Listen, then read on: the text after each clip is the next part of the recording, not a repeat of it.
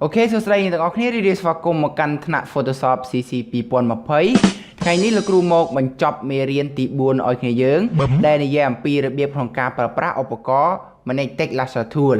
អញ្ចឹងមុននឹងគ្រូចាប់ផ្ដើមនៅមេរៀននេះលោកគ្រូសូមឲ្យនិយមន័យឧបករណ៍នេះជាមុនសិនឧបករណ៍ Manage Text Lasso Tool ហ្នឹងគឺជាឧបករណ៍មួយដែលគេប្រើសម្រាប់ select កាត់រូបភាពដោយមិនចាំបាច់យក mouse ចុចឲ្យជាប់នោះទេណាគឺយើងគ្រាន់តែ select ណាកាច់ទៅតាមប្រភេទពណ៌ដែលដូចគ្នាណាយើង select មកតែមួយឯណាហើយកាច់កងទៅតាមប្រភេទពណ៌ដែលដូចគ្នាអញ្ចឹង tool នេះគឺវាឆក់ណាទៅតាមពណ៌ដែលដូចគ្នាឬក៏ស្តៀងគ្នាអញ្ចឹងយើងបានរៀនឧបករណ៍2ណារួចមកហើយទាក់ទងនឹងការកាត់រូបភាពណាឧបករណ៍ទី1ហ្នឹងគឺ Lasso Tool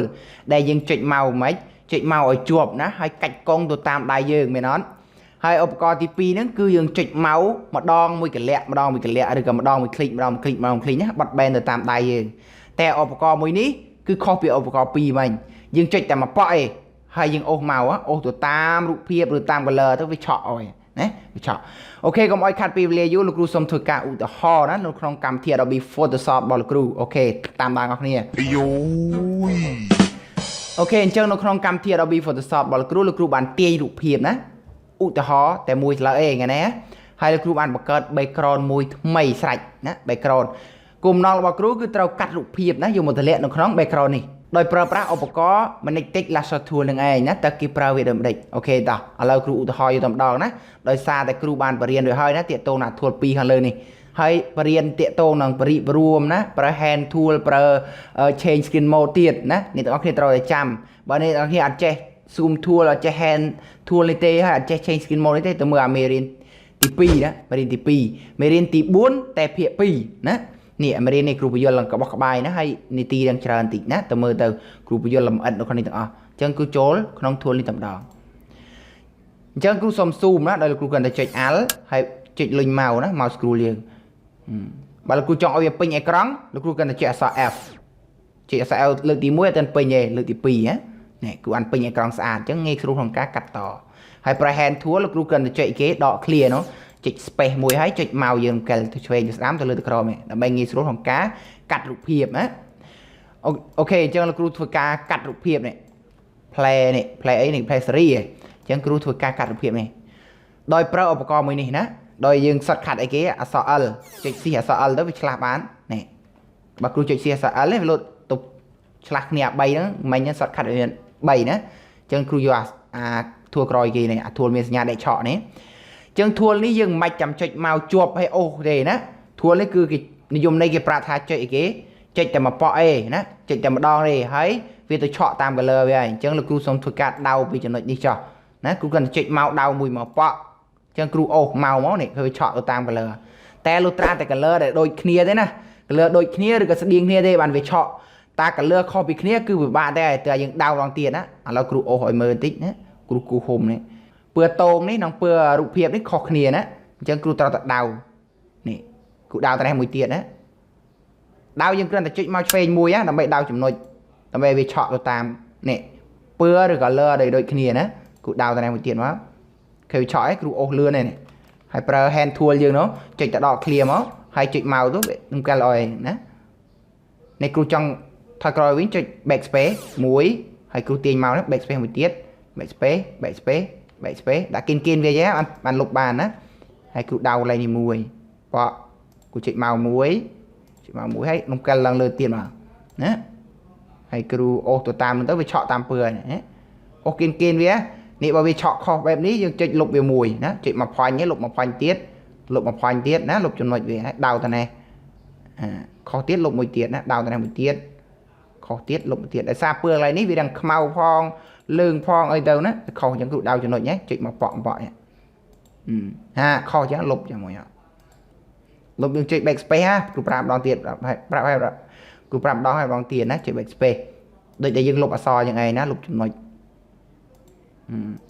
អូខេណានេះឃើញវាឆក់ទៅតាមពណ៌គ្រូបានចុចមកគ្រូគាត់អូសមកទៅតាមហើយអូសរំកិលចុះក្រោមមកហើយដល់ពេលដល់ចំណុចទៅវាឃើញមានចំណុចប្រសពមួយនោះសញ្ញាមូលហ្នឹងយើងចុចលើវាមួយមកហេគ្រូបាន select បានមួយហើយគ្រូចុចប្រីបរួម screen វិញគ្រូគាត់ទៅចុចអក្សរ F ចុច L1 អក្សរ L2 ណានេះគ្រូបានមួយ ហើយតើមកគ្រូយក move tool ណាមកធ្វើការកាត់រូបភាពនេះបានហើយអូខេ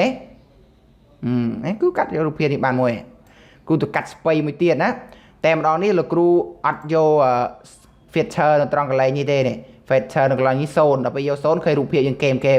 ម្ដងនេះគ្រូយក5ចុះដាក់វាព្រាលរៀងខ្លាំងបន្តិចណាកាប់ពុតគេឲ្យយកតែ1ឬក៏2ទេណាបានស្អាតបើយក5ចេះវារៀងព្រាលខ្លាំងណាគ្រូកាត់នេះកាត់ផ្លៃនេះគ្រូដោះ select នេះចេញសិននេះដោះ select ចេះដោះអត់ចុច control D ឬក៏ចុចមកត្រង់ select នេះហើយយកពាក្យថា deselect នេះ shortcut វា control D បើអ្នកទាំងអស់គ្នាយក select បូក select ដកអញ្ចឹងក៏បានដែរណា select បូក select បាន2ណាបើ select ដកគ្រូដកវិញឧទាហរណ៍គ្រូចង់ដកចំណុចនេះឥឡូវគ្រូបញ្យល់នេះម្ដងទៀតម្ដងហើយម្ដងទៀតឯងត្រូវតែឆ្អិនណានេះបើគ្រូយក select បូកនេះគ្រូ select ថែមបើគ្រូចង់ដកគឺយកនេះឧទាហរណ៍គ្រូដកនេះដកចំណុចនេះចេញគ្រូគិតតែគូហ៊ុំណាគូហ៊ុំលើវាមកហើយចំណុចផ្សព្វលុបវាមកអូខេឃើញវាដកបាត់ឡើយនេះបើគ្រូចង់បូកវិញយកនេះនេះគេហៅ select បូកប៉អនេះ select បូកវិញអានេះនេះគូហ៊ុំមកវាបាន select ចាន់បូកថែមមកយើងទៀតហើយអូខេអញ្ចឹងគ្រូបញ្យល់តែប៉ុណ្ណឹងអា select បូកទីដកនេះហើយ feature នេះគ្រូបញ្យល់នៅក្នុងនេះមេរៀននៅក្នុង tool នេះនៅក្នុងរូបភាពនេះណាគ្រូដោះ select វិញ control D ហើយគ្រូកាត់អារូបស្ពៃនេះម្ដងណាគ្រូចុចបរិទាំងនេះទាំងកិច្ចការរបស់គ្រូចុចអីគេអក្សរអីគេជាអក្សរ F ក៏បានណាហើយលុញមកចុច Alt ណាចុច Alt ហើយលុញនេះលុញអា key concrete យើងនេះឃើញអត់ឃើញគ្រូលុញឃើញវាធំតូចហ៎ហើយគ្រូចុច Alt ឲ្យជាប់ណាចុច Alt ជាប់បានលុញអូខេអញ្ចឹងគ្រូសុំកាត់ស្ពៃស្ពៃនេះរាងវែងតិចណាប្រើពេលតិចគ្រូដាក់ធំចុចអក្សរ L មួយទៀតគ្រូដៅពីចំណុចនេះចុះគ្រូចុចតែមកមួយចុចមកប៉ក់មកហើយយើងអូសមកទៅតាមណាកុំអូសឆ្ងាយពេកយើងអូសបើសិនតែវាខុសពេកយើង select មកឆ្វេងមួយមកណាឲ្យវាជាប់ផាញ់នៅកន្លែងហ្នឹងអានេះគ្រូដាក់ព្រាលឡើង5ណានេះកន្លែងនេះខុសគ្រូលុបមួយសិនគ្រូដៅតែនេះមួយដៅតែមួយទៀតដៅតែមួយទៀតណាកាច់កុំទៅតាមនឹងមកហើយប្រើ hand tool យើងជិបជានិចណាដើម្បីរំកិលទៅក្រោមបើអត់ប្រើ hand tool ទេពិបាកកាត់ណាចេះប្រើ hand tool ឲ្យច្បាស់បើអត់ច្បាស់ទេអាច comment សួរគ្រូនៅខាងក្រោមវីដេអូគ្រូបានណាគ្រូឆ្លើយតបភ្លាមហ្នឹងឯងណាហើយបើសិនតែអាច add friend Facebook គ្រូមួយមកឆ្ងល់អីឆាតសួរគ្រូនៅក្នុង Facebook ក៏បានដែរជិះដល់ចំណុចវាសពវាណាកុំចុច2ដងចុចតែម្ដងបានហើយបានហើយនេះគ្រូបានហើយគ្រូចុចព្រមវិញមកបើមិនបាច់ចុចព្រមក៏បានដែរនេះយើងដាក់មកអូខេនេះឃើញ move tool ប៉ុន្តែយើងដឹងទៅទាញដាក់ក្តារលំហាត់យើងនៅណាទើចុចអក្សរ L សិនអាយ៉ាច្រឡំចុចអក្សរ L មួយទៀតមកណាហើយយក move tool មកហើយចាក់ទាញរូបភាពដែលយើងបានកាត់រួចណាឃើញព្រាលស្អាតណានេះអត់មានឃើញសអឯងឃើញស្អាតទេគ្រូកាត់បានស្អាតអត់ឥឡូវគ្រូចាក់ពើខ្មៅឃើញទេឥឡូវគ្រូដូរពើខ្មៅទៅជាពើក្រហមម្ដងគ្រូចាក់ពើក្រហមចូលនេះរូបភាពដែលគ្រូកាត់បានដោយប្រើឧបករណ៍អីគេនេះMagnetic Lasso Tool របៀបប្រើគឺអញ្ចឹងឯងណាគឺវាឆក់ទៅតាមប្រភេទពណ៌ឥឡូវគ្រូសុំចូលរូបភាពមួយទៀតណារូបភាពឲ្យខុសគ្នារូបភាពណាឥឡូវគ្រូរករូបភាពមួយទៀតនេះរូបភាពកូនក្មេងចោះការពិតរូបភាពនេះវាស្អាតសាច់ហើយនេះដូចឲ្យស្រួលឆក់អីគ្រូគេតែដៅទៅនេះមួយមកឃើញវាឆក់ហ៎បើវាខុសយើងលុបមួយមកដោយសារយើងអូសលឿនពេកណាអូសកុំលឿនពេកវាគិតអត់ទាន់យើងទេណាអូខេដាក់ឲ្យស្រួលឆក់តែសក់ពិបាកទេហើយសក់ឲ្យរៀងញ៉ៃណាគ្រូដៅទៅណាមួយមកហើយគ្រូប្រើ hand tool ទៀមក្រោមណាឃើញសក់បាក់កាត់ណាព្រោះសក់សរសៃតូចមែនអត់អញ្ចឹងមកប្រើ tool នេះដេញតែកាត់សក់ដាច់អស់ហើយនេះបាក់កាត់ណាសក់ងាយកាត់ទេណា advance ណាហ្នឹងមិន basic Photoshop ទេអញ្ចឹងសក់មិនងាយទេណាទៅរៀនមើលអាកន្លឹះ advance មកបើឲ្យចេះកន្លឹះដូចគ្នាស្រេចឲ្យពើសអញ្ចឹងវាស្រួលឆក់ឯងគូដៅតែមួយមកឃើញវាឆក់ឯងដៅតែមួយទៀតហើយវាឆក់សាច់ម្ដងយ៉ាខុសឡើយនេះដោយសារពើវាដូចគ្នាណាយើងដៅវាមកនេះគ្រូដៅចុះក្រមនេះដៅចំណុចប្រសពវាណាចុចលើវាមួយប៉ក់ហេហើយយក move tool យើងមកទាញរូបភាពនេះទៅដាក់លើក្តារកិច្ចការយើងហេឃើញស្អាតទេនេះគ្រូដាក់ព្រាល5ណាឃើញព្រាល5ឃើញរូបភាពគ្រូអត់មានហ្គេមគេណាព្រិលវ៉ានេះមានហ្គេមនេះបើ play series នេះមានហ្គេមហ៎អានេះអត់មានហ្គេមទេស្អាតឆេញហ៎ដល់ពីអាកន្លែងសល់នេះយើងប្រើ tool នេះមកជំនួយមកណាយើងរៀនអស់ហើយតើបាច់ចេះប្រើនេះ